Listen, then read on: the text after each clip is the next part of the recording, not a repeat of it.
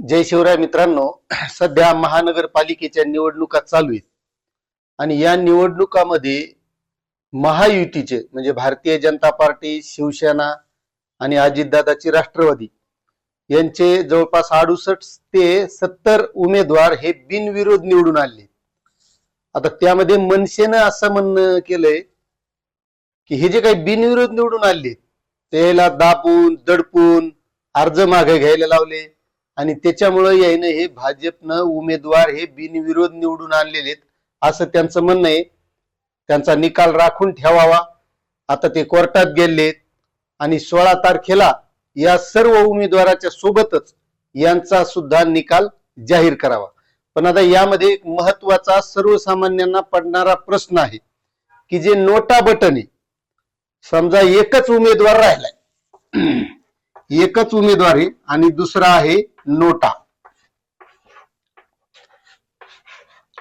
मग या नोटाचा उपयोग काय? समजा नोटाचा आपण जनरली मान्य काय करतो की नोटाचं काय काम आहे की वरचे उमेदवार आम्हाला पसंत नाहीत म्हणून नोटाला मतदान, बरोबर. मग आता समजा या दोघांमध्ये निवडणूक व्हायला पाहिजे, कारण एकच उमेदवार आहे. हे जर पसंत नसेल तर मग लोक नोटाला मतदान करतील, म्हणजे तो उमेदवार निवडून येणार नाही, म्हणजे नोटा निवडून येईल. आता असा सगळ्याला प्रश्न सहजरित्या पडू शकतो आणि आपल्याला हेच बघायचंय की समजा कोणीच उमेदवार नाही, एकच उमेदवार आहे, बाकीचे अर्ज काढून घेतलेले. आता ते कसे घेतले, दाबून दडपून घेतले, त्याला पैसे देऊन घेतले, मारून हाणून काढून घेतले, ते त्याला माहित. पण मग हे निवडून यायला पाहिजे, एकच उमेदवार आहे म्हणल्यावर निवडणूक व्हायला पाहिजे. पण जे नोटाचे अधिकार आहेत ते आपल्याला पाहणं गरजेचं आहे, कारण नोटाला तसा अधिकारच नाही, मतदान घ्यायचा अधिकार नोटाला नाही. जे मतदान होते, समजा इकडं 50, 500 जे काय मतदान झालं असेल तर ते मतदान होते, म्हणजे याचा अर्थ असा होत नाही.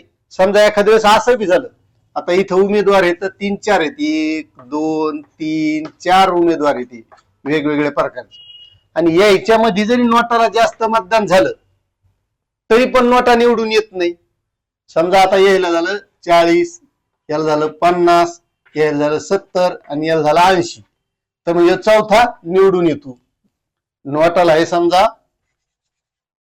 100, मग नोटा निवडून यायला पाहिजे ना, पण नाही. त्याच्यात तरतूद अशी आहे की नोटा निवडून येत नाही, तर जे 2 नंबरचा आहे ते निवडून येतो, म्हणजे निवडणूक रद्द होत नाही.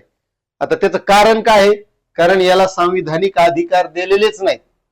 आणि जर हे करायचे असेल तर मग केंद्र सरकारला ह्या गोष्टी करावं लागतात, याच्यात बदल करावं लागेल आणि कोणीच उमेदवार नाही पाहिजे. जर नोटाला 100 मतदान पडलं तर मग हे सगळे बाद. त्याच्यासाठी संविधानामध्ये म्हणजे कायद्यात तरतूद करावं लागेल.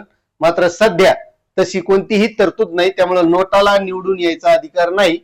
सध्या अधिकार आहे मग हे 2 नंबरवाला निवडून येणार आहे. याच्यात कोणीच नसला, एकटाच असला तर मग तो बिनविरोध येणार. असं सध्या ह्या नोटाचं काम आहे.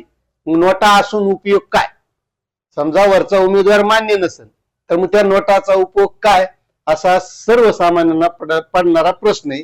त्याच्यामुळे हे नोटाचं असं काम आहे. याच्यावर तुम्हाला काय वाटतंय नक्कीच कमेंट करा.